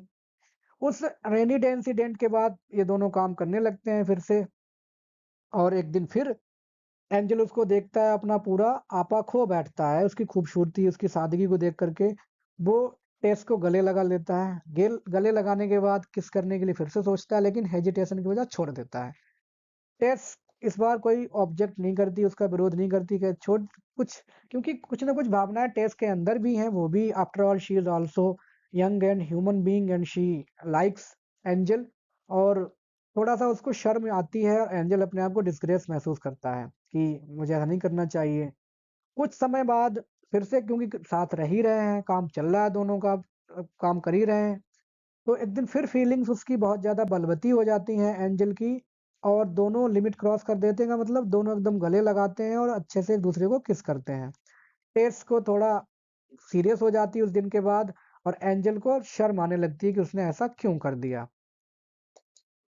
अब एंजल और एलेक में इतना अंतर है कि Alec after even raping is not satisfied, और एंजल ऐसा है कि उसको even after kissing he feels himself ashamed. दोनों की जो रिलेशनशिप है वो थोड़ा अलग रास्ते में चली जाती है, और एक्सपीरियंस जो मिला है एलेक को एंजल को, उससे वो अब और ज़्यादा आउट ऑफ कंट्रोल महसूस करने लगता है, क्योंकि अभी तक वो दूर था, थोड़ा पास पहुंच गया तो उसके अंदर और भावनाएं तेज हो जाती हैं। दोनों का रिजल्ट ये होता है उस प्यार का कि दोनों की बदनामी होने लगती है। अब या तो उसको एंजल को टेस से शादी करनी चाहिए या उसके पास भी ना जाए। अब एंजल कहता है कि वास्तव में टेस ऐसी नहीं है जिसको इतना तुच्चा समझा जाए या तुच्छ समझा जाए, क्योंकि वो बहुत ही अच्छी महिला है। तो वो डिसाइड करता है कि मैं घर जाऊंगा, अपने दोस्तों से, मम्मी पापा से पूछूंगा कि मैं इससे शादी कर लूं। एंजल अपने घर पहुंचता है, उसके माँ बाप सरप्राइज हो जाते हैं अचानक से देख करके। वह उस लड़की से भी मिलता है जो उसके माँ बाप ने चुनी हुई है, लेकिन वो उसको इग्नोर करता है क्योंकि उसके मन में टेस के विचार चल रहे हैं। उसका परिवार पहले तो आनाकानी करता है। दूसरी तरफ जो मिस्टर क्रीक हैं, उनकी बीवी एक खीर भेजती है इस परिवार के लिए, और उसकी माँ रिजेक्ट कर देती है उस गिफ्ट को। उनको लगता है कि मतलब वो क्लास जो प्रेजुडिस है उनके अंदर है, क्लास की भावना। ये सब देखने के बाद एंजल का मन थोड़ा दुखी हो जाता है कि मेरे घर वालों के अंदर इतना ज़्यादा क्लास की भावनाएं भरी हुई हैं, तो जाहिर सी बात है वो एक मेड को एक्सेप्ट नहीं करेंगे, वो चाहेंगे कि मेरी शादी किसी अच्छे परिवार में हो। तो एक अपॉर्चुनिटी मिलती है उसको अपने पापा से प्राइवेटली बात करने के लिए टेस्ट के बारे में। काफ़ी यस और नो करने के बाद वो मान जाते हैं, ठीक है अच्छा लड़की दिखा दो, हम तैयार हैं। डिस्कस करने के बाद एंजल अपनी ड्यूटी पे चला जाता है। ड्यूटी पे जाते वक्त, अब यहाँ पे ध्यान देना कि चीज़ें कैसी इंटरकनेक्ट हो रही हैं। ड्यूटी पे जाते वक्त वो अपने पापा को बहुत खुश हो करके देखता है, और सोचता है अपने पापा के बारे में कि उनके पापा का काम कितना कठिन है, क्योंकि वो प्रीस्ट हैं और वो लोगों को कन्वर्ट करते हैं। कन्वर्ट का मतलब क्या है कि जो लोग पापी समझे जाते हैं क्रिश्चियनिटी में, उनको क्रिश्चियन धर्म में लाना कन्वर्सन कहा जाता है, या क्रिश्चियनिटी के सिद्धांतों में विश्वास दिलाना एक कन्वर्सन कहा जाता है। तो एक दिन क्या होता है कि इनके पापा को एक डरवर बिल होता है, जो कि थप्पड़ मार देता है। वो बहुत ही ज़्यादा बिगड़ा हुआ है। वो डरवर बिल कौन है? वो डरवर बिल अलग ही है। अलग हर जगह मौजूद है ना? ये विलेन है तो हर जगह मौजूद है, और ये एंजल के पिता को भी पीट देता है उनके सिद्धांतों को सुनने के बाद। फिर भी उसके पिता हिम्मत नहीं हारते और एलेक को सुधारने में लगे रहते हैं। आफ्टर रीचिंग, डेयरी पे पहुंचने के बाद एंजल टेस को देखता है जो कि यॉन कर रही है और अपने हाथ फैला रही है, स्ट्रेचिंग कर रही है कई बार अंगड़ाई लेते हुए। जब वो अंगड़ाई ले रही होती है तो ये एकदम फैसिनेटेड हो जाता है उसकी ब्यूटी को देख करके, और उसको भाग करके गले लगा लेता है, क्योंकि अब तो परमिशन मिली गई है पिता से कि हाँ ठीक है बच्चे। दोनों एक्साइटेड हैं लेकिन फिर भी अपने आप को कंट्रोल में रखते हैं। अब उनका काम जो था इम्पोर्टेंट, जो का किया करते हैं डेयरी पे, उसके प्रति उनका ध्यान कम हो जाता है, और जो उनके पैशन ऑफ लव है वो उनका ध्यान बढ़ता जाता है एक दूसरे के प्यार में। एंजल बहुत दिनों से सोच रहा होता है कि वो टेस को प्रपोज कर दे शादी के लिए, लेकिन वो उसके अंदर हिम्मत नहीं हो पाई। एक दिन उसने जाकर के टेस को प्रपोज कर दिया, लेकिन टेस जैसे उस बात कह दी सुनती है, वो कहती है कि मुझे तुमसे बहुत प्यार है, आई लव यू डीपली, लेकिन मैं तुमसे शादी नहीं कर सकती। प्यार तो तुमसे करूंगी, करती हूँ, लेकिन I can not marry you. तो एंजल उससे पूछता है कि क्यों नहीं करोगी शादी, जो मना कर रही है उसकी वजह क्या है। तो बहुत सारे बहाने बना देती है। वो ये कह देती कि तुम इतना समझ लो मैं तुम्हारे योग्य नहीं हूँ, और तुम्हारे माँ बाप के भी योग्य नहीं हूँ, क्योंकि वो बहुत ही धार्मिक हैं। टेस बहुत सारे बहाने बना देती है शादी बचाने के लिए कि शादी ना हो। मैरिज जो है वो पोस्टपोन हो जाती है क्योंकि तय तो हुई नहीं है। एंजल उसको बताता है अपने परिवार के बारे में, बात करने लगता है कि कैसे मेरे पिताजी इतना डिफिकल्ट काम करते हैं, वो दुष्टों को गुंडों को सुधारने का काम करते हैं, और कैसे एक दिन एक डरवर विल ने मेरे पिता को बहुत ज़्यादा उनकी बदनामी की पब्लिकली, उनको थप्पड़ मार दिया। और वो डर्वरविल फैमिली परिवार जो है वो कहाँ रहता है, ट्रेंट रिज में। अब जैसे ही टेस इस कहानी को सुनती है, वो अपने अंदर कांप उठती है, उसको वही अपना बुरा अनुभव याद आ जाता है डर्वरविल ने जो उसके साथ किया है, और वो बेचारी परेशान हो जाती है, अपनी सोच में पड़ जाती है। एंजल उसको आवाज देता है कि कहाँ खो गई हो।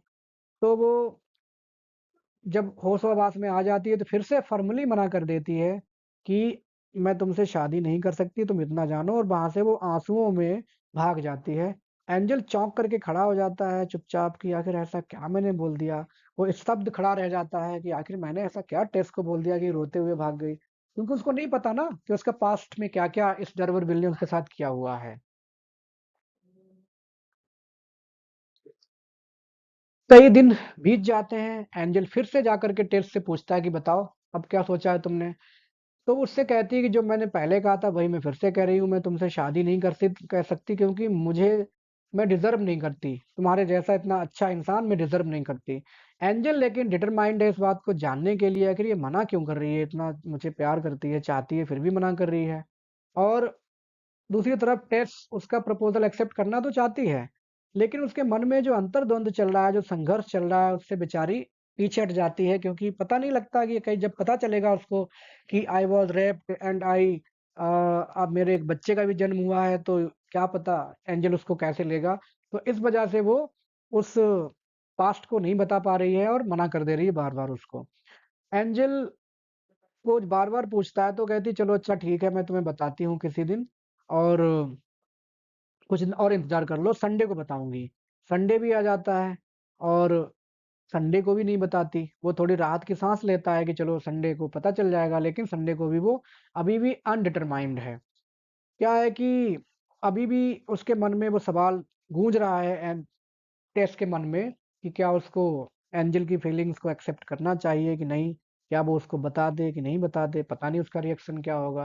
प्यार तो उसने हमेशा उससे किया है, एंजल से, लेकिन उस अपने पास्ट की थिंकिंग से ही वो कांप उठती है कि जो उसके साथ अन्याय हुआ हुआ था।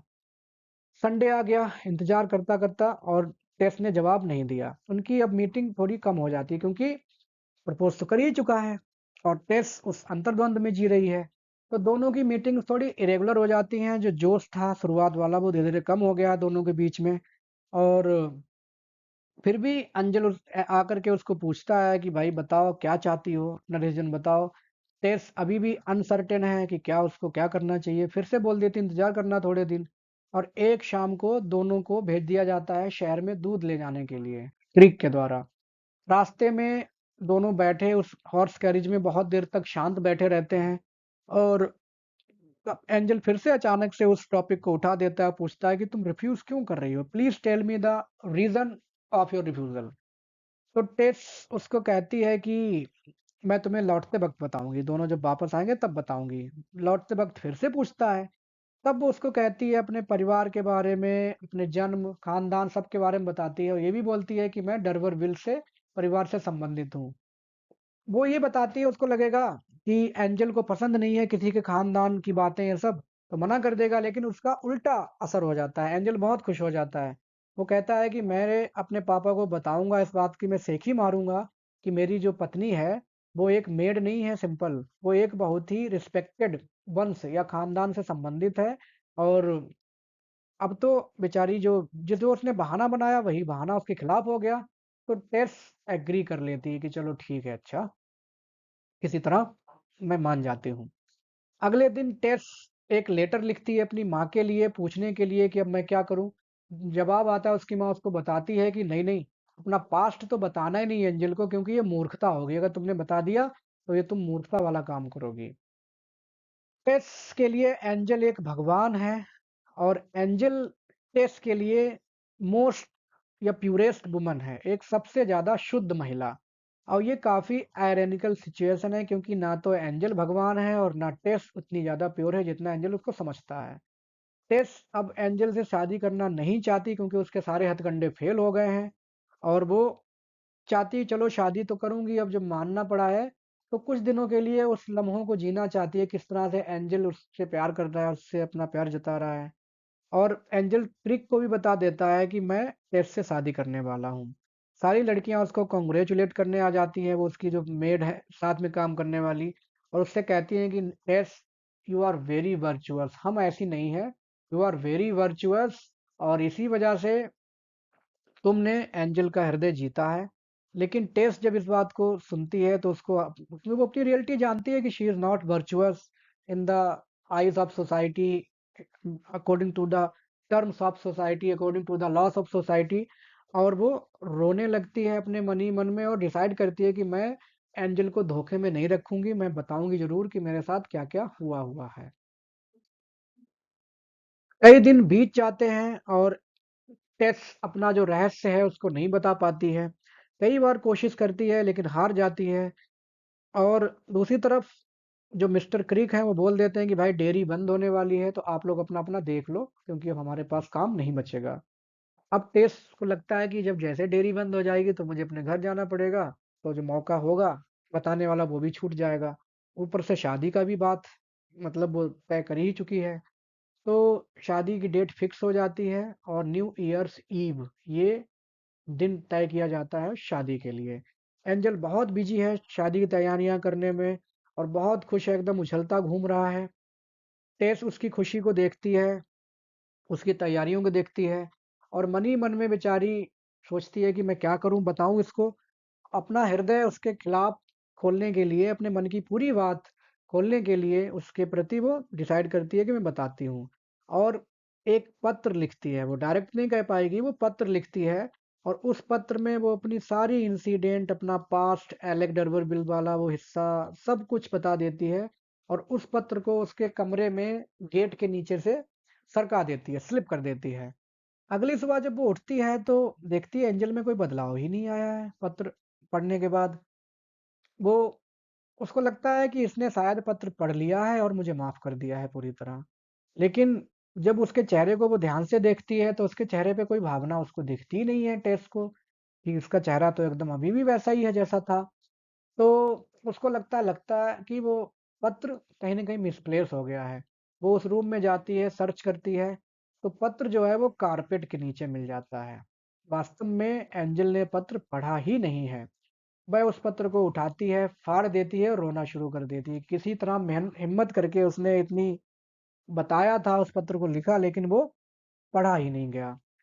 अब वो फिर से उस बात को बताने के लिए असमर्थ है, और ये भी बताने के लिए असमर्थ है उसके मन में चल क्या रहा है। बेचारी उस अंतर्द्वंद में जी रही है। शादी हो जाती है।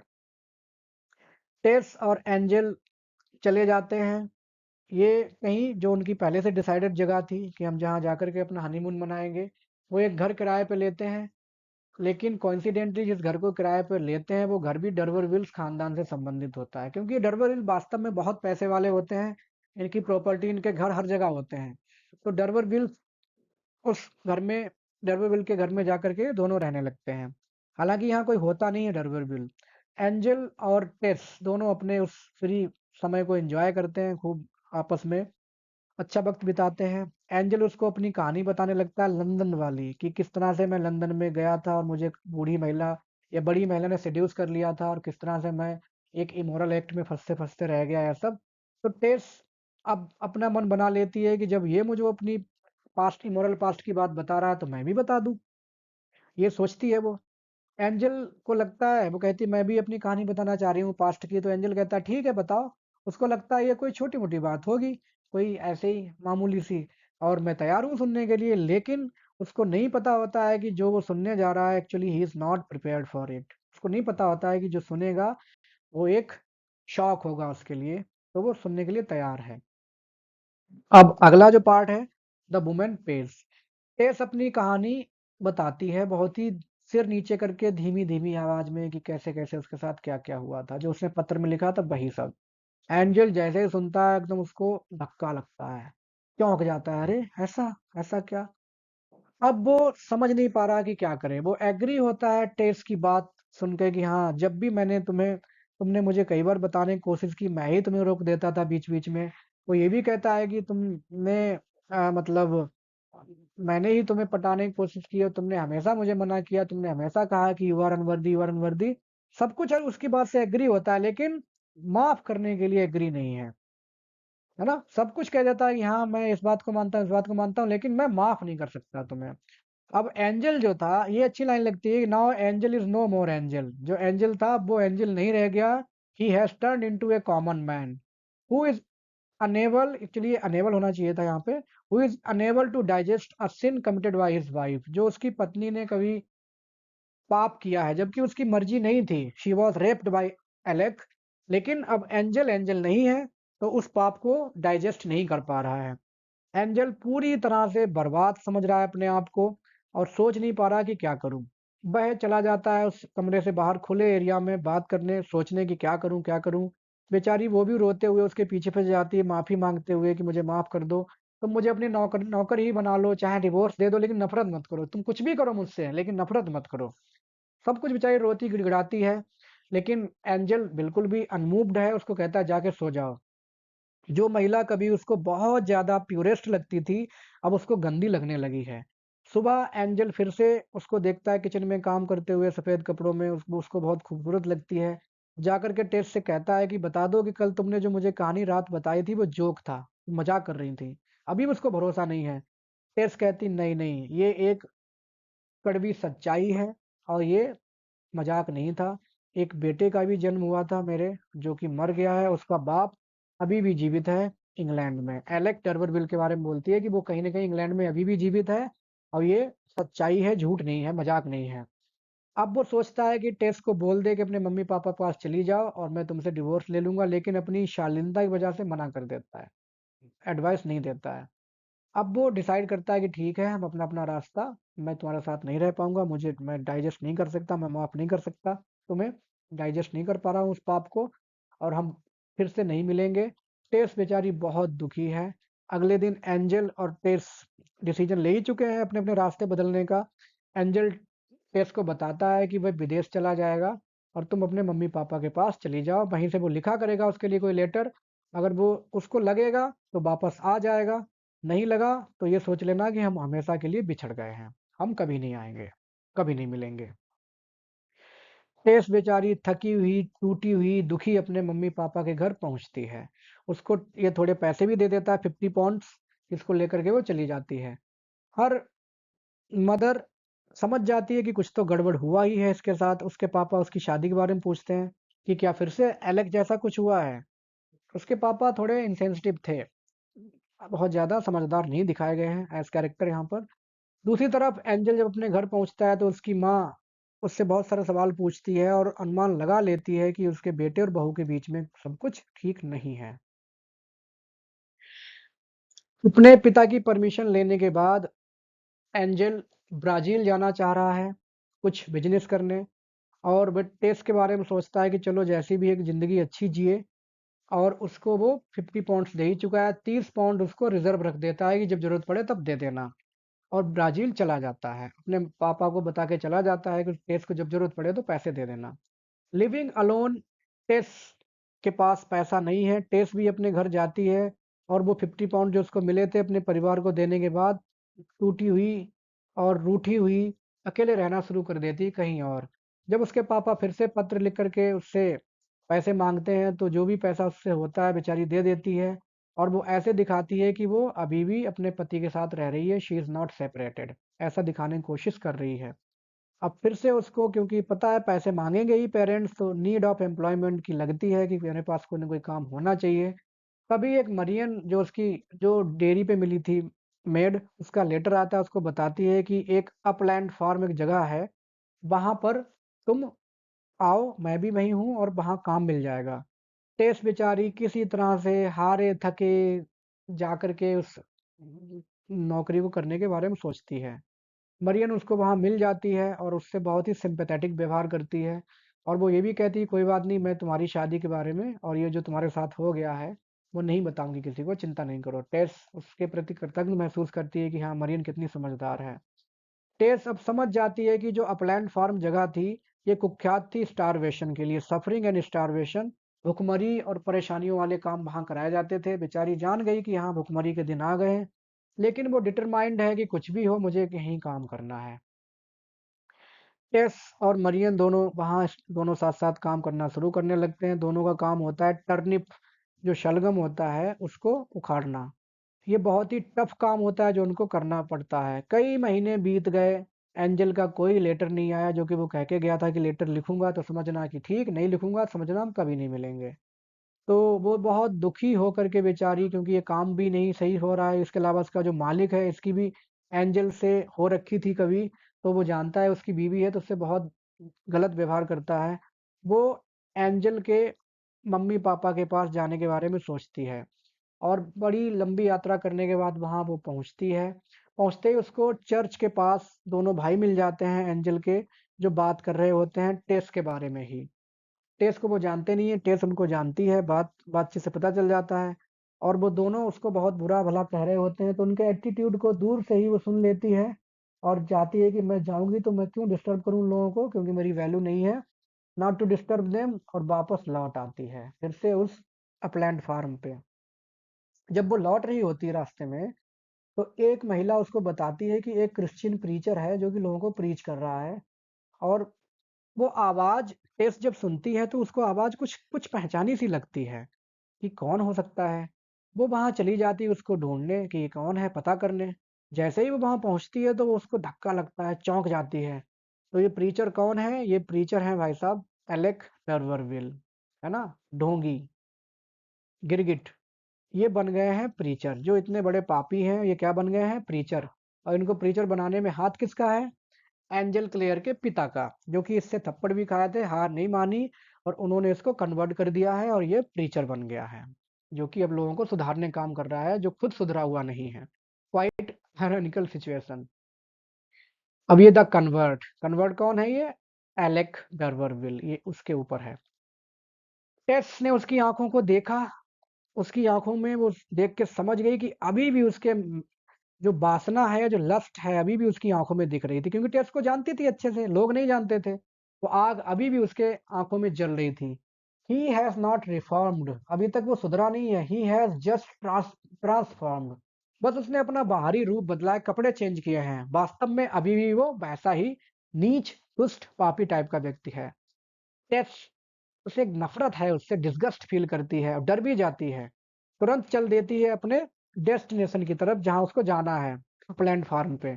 एलेक भी उसको देख लेता है, और उसका जो एनिमल इंस्टिंक्ट है जानवरों वाला, वो जागृत हो उठता है, वो उसके पीछे भागने लगता है। भागते हुए टेस को पकड़ता है और टेस से कहता है कि अब मैं सुधर गया हूँ, मत डरो मुझसे, मत मत डरो, मैं सुधर गया हूँ, है ना? जैसे भेड़िया मेमने से कहता हो कि नहीं नहीं डरो नहीं, मैं तो तुम्हारी रक्षा करूंगा, मैं कन्वर्ट हो चुका हूँ, now I am Christian preacher. और टेस को बहुत कुछ बताता है कि तुम मेरे साथ आ जाओ, मैं तुम्हारी जो आत्मा, जो डैमनेशन या जो उसको यातनाएं मिलेंगी, मैं उनसे बचा लूंगा तुम्हारी आत्माओं को।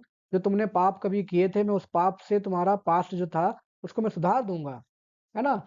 जो खुद उस पाप का जिम्मेदार है वही कह रहा है कि उस पाप को मैं सुधार दूंगा, है ना? Quite ironical situation.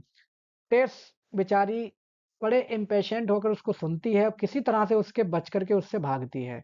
उसको बहुत इरिटेटिंग लगता है, इरिटेटिंग है ही देखा जाए, बच करके भागती है। और वो ये कहते हुए चला जाता है कि अब मैं बदल गया हूँ, बदल गया हूँ, बदल गया हूँ। और उस लेटर को पढ़ता हुआ चला जाता है, जो लेटर एंजल क्लेयर ने एलेक को भेजा था उसके कन्वर्सन के बाद, कि लेटर ऑफ एप्रिसिएशन।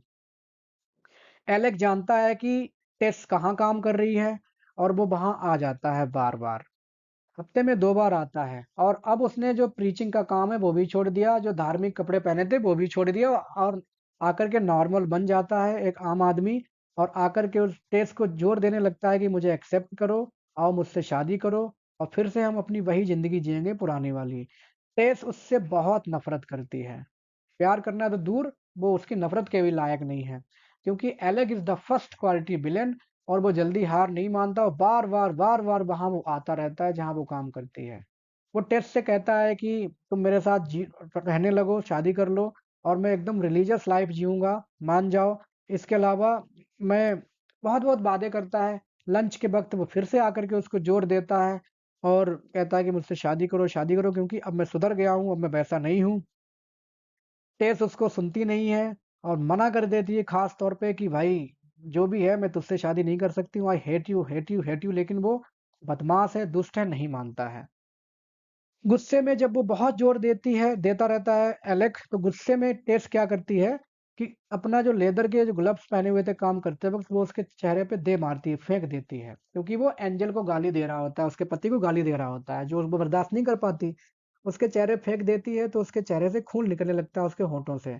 एलेक गुस्से में कहता है, अब वो अपने असली रूप में आ जाता है, जो उसका असली रूप है। वो कहता है कि एक बार मैं तुम्हारा मास्टर था और दोबारा मैं तुम्हारा मास्टर बनूंगा, तुम रोक नहीं पाओगी, मतलब तुम मेरी गुलाम बन के रहोगी, ऐसे धमकी देने लगता है। वो वहां से एलेक्स से डरने के बाद भाग जाती है, अपने कॉटेज में जाती है। कॉटेज में फिर से एक पत्र लिखती है एंजल के लिए और कहती है कि यदि तुम नहीं आए मुझसे मिलने तो मुझे बुला लो वहीं अपने पास। मुझे अपनी बीवी नहीं बनाओ कोई बात नहीं, अपनी पत्नी मानो ना मानो कोई बात नहीं, मैं वहां तुम्हारी मेड बन के रह लूंगी अगर तुम नहीं आए, क्योंकि कुछ ना कुछ मेरे साथ बुरा हो जाएगा। Something would terrible would definitely happen with me, और मैं तुम्हारी नौकरानी बन जाऊंगी। मुझे नहीं चाहिए पत्नी का दर्जा, क्योंकि मेरी जिंदगी खतरे में है। भाई सबसे पहले जरूरी है जिंदा रहना। उसको एलेक के इरादे ठीक नहीं लगते, डर जाती है, और मुझे बुला लो, मैं नौकर बन के रह लूंगी। एंजल जो कि ब्राजील में रह रहा है, अब वो और मैच्योर हो गया, उसको जिंदगी के नए एस्पेक्ट्स पता चले। वहाँ एक फेलो वर्कर होता है जिसको ये अपनी कहानी बताता है। वो फेलो वर्कर इसको बहुत ज़्यादा डाँटता है कि तुमने अपनी पत्नी के साथ अच्छा नहीं किया। उसकी गलती क्या थी? जब उसकी कहानी सुनने के बाद तो इसका मन थोड़ा बदल जाता है। एंजल वो सारी चीज़ें याद करने लगता है कि किस तरह से उसने टेस को कर्ड किया था, किस तरह से टेस को उसने मनाया। और टेस हमेशा कहा करती थी, उसके एडवांसेस को डिनाई कर देती थी, कहा करती थी कि मैं अनवर्दी हूँ तुम्हारी, मैं तुम्हारे योग्य नहीं हूँ, योग्य नहीं हूँ। फिर भी ये पीछे पड़ा रहा, पीछे पड़ा रहा। तो उसको लगता है कि मेरी ही गलती थी, मैंने उसको, अब फिर जब उसने बता ही दिया तो मुझे एक्सेप्ट करना चाहिए। तो इन सब विचारों के बाद वो बदल जाता है, एंजल जो है वो बदल जाता है। टेस जो है अपनी माँ की बीमारी के बारे में सुनती है और वो वापस चली जाती है अपलैंड फार्म से अपने मम्मी पापा के पास। वहाँ आने के बाद वो आसपास खेतों में काम करने लगती है, क्योंकि जीवन यापन बहुत कठिन है इसके माँ बाप भाई बहन के लिए, कहीं भी सोर्स ऑफ इनकम है नहीं। एक दिन देखती है कि एलेक भी वहाँ आ गया है, और वो खेत में आकर के मुस्कुराता हुआ उसको देख रहा है, और उसने जो भी उसका रिलीजन पहने जो कपड़े थे धार्मिक वो सब फेंक दिए हैं। अब वो एक आम आदमी बन के टेस के पीछे फिर से उसको चेस कर रहा है, क्योंकि चेस में रहता था। वह फिर से जोर देता है कि मुझसे शादी करो और मैं तुम्हारे परिवार की गरीबी दूर कर दूंगा, है ना। तभी अचानक उसके पापा एक्सपायर हो जाते हैं टेस के हार्ट अटैक से। और जो परिवार इसका टेस का जिस जमीन पे रह रहा था, ये जमीन भी लीज पर दी गई थी डरवर विल्स के द्वारा, और उसका अब टाइम पूरा हो गया है और ये अब खाली करना है उसको। खाली करने के लिए अगर बचाना है तो एलेक की बात माननी पड़ेगी। टेस उसका परिवार अब बेघर हो गए हैं, वो घर उन्हें छोड़ना पड़ गया उसके पिता की डेथ के बाद। अब वो इन सब मिजरीज के लिए अपने आप को ही जिम्मेदार मान रही है कि मेरे पापा की डेथ भी कहीं ना कहीं मेरी वजह से ही सदमे में हुई है। एलेक फिर से आता है और टेस को हेल्प ऑफर करता है कि डरो नहीं, कोई बात नहीं, डरो नहीं, मैं हूँ, मैं सब कुछ कर दूंगा, मैं तुम्हारे परिवार की मदद कर दूंगा, मैं तुम्हारे भाई बहन, तुम्हारी माँ, सबका ख्याल रखूंगा, बस मुझसे शादी कर लो। टेस का परिवार जो कि रोड पे रह रहा है वो बहुत दुखी है। फिर से एंजल मरियन को पता चल जाता है कि टेस के साथ क्या हुआ है। वो एंजल को लेटर लिखती है और कहती है कि उसके हालात बहुत ख़राब हैं और तुम वापस आ जाओ। एंजल ब्राज़ील से वापस चल देता है अपने घर के लिए कि मुझे अब जाना है अपनी पत्नी के पास, टेस के पास। लास्ट का जो पार्ट है इसका नाम है फुलफिलमेंट। एंजल आ जाता है ब्राजील से, लेकिन बहुत हारा थका आता है। इन बोन्स का मतलब क्या है? एकदम दुबला पतला हार थक करके। वह टेस के सारे लेटर्स को देखता है, और क्योंकि अब वो पूरी तरह से बदल चुका है, कुछ आर्टिकल वो पैक करता है और अपनी जर्नी शुरू कर देता है। कहाँ? फ्लिंट ऐश, कॉम्ब ऐश पर। ये वो जगह है जहाँ पर ये टेस और मरियन काम कर रहे थे। अपलैंड फार्म जो है उसका असली नाम क्या है? फ्लिंट कॉम्ब ऐश। वहाँ ये काम कर रही थी। जब ये वहाँ पहुँचता है तो टेस वहाँ नहीं मिलती है, वो उसको बता देता है कि टेस तो अपने घर चली गई। फिर वो घर जाता है। मार्लेट मार्लेट जब वो पहुँचता है एंजल, तो पता चलता है कि वो वहाँ से भी चली गई है। उसको पता चलता है कि कितनी दिक्कतें टेस ने उठाई हैं, बेचारी भूखों रही है, उसके परिवार भुखमरी का शिकार है, भाई बहन बेचारे सूख गए हैं, हड्डियां दिख रही हैं उनकी। वो सारी परेशानियां, उसको इतना ह्यूमिलिएशन उसने सहा है, क्या क्या नहीं सहा, ये सब उसको पता चल जाता है एंजल को। एट लास्ट वो उस परिवार को ढूँढने में सफल हो जाता है और परिवार जब पहुँचता है तो उस घर में रह रहा है उस टेस का परिवार जो घर दिया गया है एलेक डर्बरविल के द्वारा। लेकिन टेस वहाँ पर नहीं है। टेस कहाँ पर है? टेस है सैंडबॉर्न में। एंजल वहाँ से चल जाता है और सैंडबॉर्न पहुँचता है, जहाँ पहुँच को उसको अपनी ज़िंदगी की सबसे बुरी खबर मिलती है। उसको पता चलता है कि Tess has married Alec d'Urberville. Tess has married Alec d'Urberville. D'Urberville ने उसको फिर से उसके परिवार की मदद की है उसकी गरीबी में, डिस्ट्रेस में। तो she was forced by the starving homeless animal like life of brothers and sisters. तो मजबूरी में दूसरी तरफ एंजल के आने की उम्मीद नहीं थी। एंजल ने उसको कभी भी कोई पत्र का जवाब नहीं दिया। तो मजबूरी में उसने फिर से एलेक का हाथ थाम लिया है। एलेक ने उसको झूठ बोल दिया कि एंजल कभी नहीं आएगा। और अब आकर के एंजल उसको मिलता है। वो उसको बताती है कि तुमने आने में बहुत देर कर दी। You are late to arrive. जो होना था सब हो गया।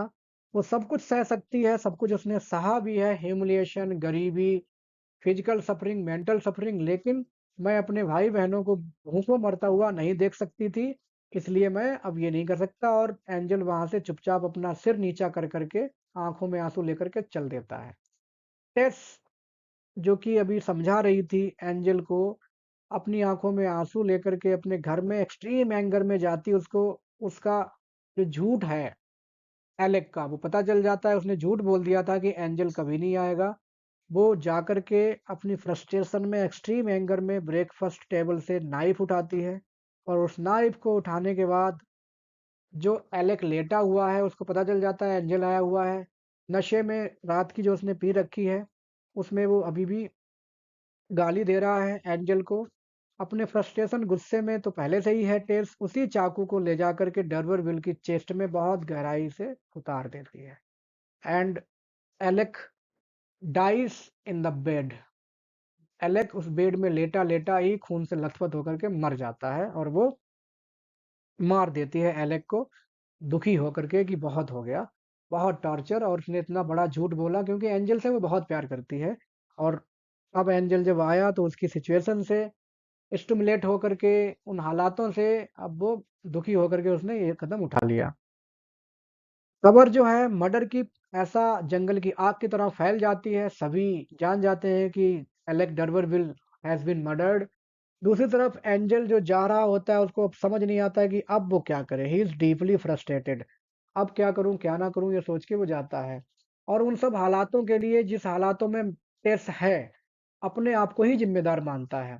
अचानक से उसको पैरों की आवाज सुनाई देती है। टेस भागती हुई आकर के उसके पीछे से उसको ग्रैब कर लेती है, गले लगा लेती है। वो ये भी बताती है एंजल को कि उसने एलेक को मार दिया है। दोनों एक दूसरे को गले लगाते हैं और एक दूसरे को काफी देर गले लगाते हैं। रोने के बाद चल देते हैं, एक दूसरे को माफ कर देते हैं, चल देते हैं एक अनडिसाइडेड डेस्टिनेशन कि कहाँ जाना है कुछ नहीं पता। अब इतना बड़ा काम करके वो एलेक को मारने के बाद आई है। अब एंजल जानता ही है कि उसने बहुत बड़ा क्राइम किया जिसकी सजा फांसी होगी। चल देते हैं, रात बिताते हैं एक डिजर्टेड हाउस में, जहां पर सिर्फ अंधेरा है लेकिन there is light of their love. दोनों के प्यार की रोशनी में वो रात गुजारते हैं। 6 दिनों तक एंजल और टेस छिपे रहते हैं उस घर में। एंजल प्लान कर रहा होता है कि मैं इसको लेकर के किसी विदेश में चला जाऊं। पुलिस जो है भूल जाएगी उस मर्डर को, टेस को भूल जाएगी। लेकिन ये सिर्फ कहना आसान है, करना बहुत मुश्किल। लेकिन टेस भागना नहीं चाहती। अब वो भागते भागते अपने अभी तक की जिंदगी में थक गई है। अब उसे किसी बात का डर नहीं है, बस इस बात से वो सेटिस्फाई है कि एंजल ने उसको होल हार्टेडली एक्सेप्ट कर लिया है। अब वो उसको गिल्टी नहीं मान रही है। अपने आप को भी वो सेटिस्फाई महसूस कर रही है कि चलो जो भी हुआ, now she has achieved what she wished, कि एंजल उसको एक्सेप्ट कर ले, यही उसके लिए काफी है। एंजल से वो प्रॉमिस लेती है कि जब मैं मर जाऊं तो मेरे परिवार का ध्यान रखना और मेरी जो बहन है लिजा लू जिसका नाम है उससे तुम शादी कर लेना। उसके रूप में वो जब मेरे जैसी है, सिवाय मेरा जो पास्ट है, जो दागदार पास्ट है उसको छोड़ करके वो मेरे जैसी ही है।